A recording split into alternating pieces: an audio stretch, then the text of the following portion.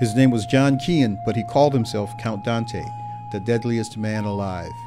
His fearsome face glared at you from comic book ads, daring you to learn his deadly fighting techniques. My name is Floyd Webb, and I am a filmmaker.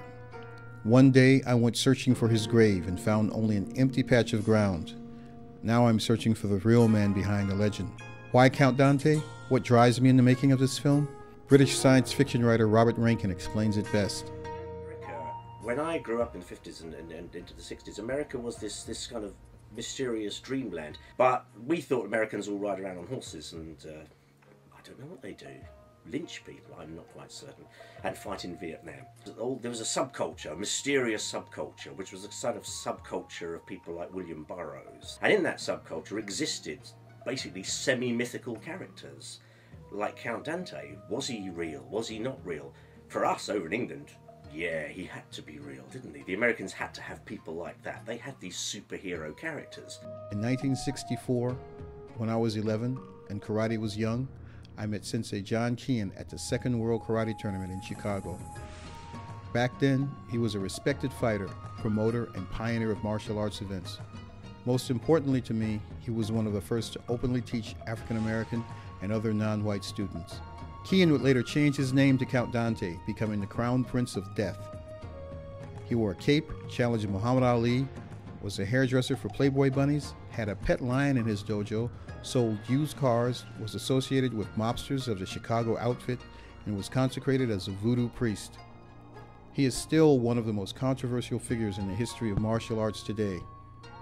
Like a lot of 11-year-olds who march to the beat of a different drum, I had to fight a lot and lost. I had a desire for power, a need for transformation, to hone myself into a walking weapon, and martial arts offered me that. I saw it all in the movies.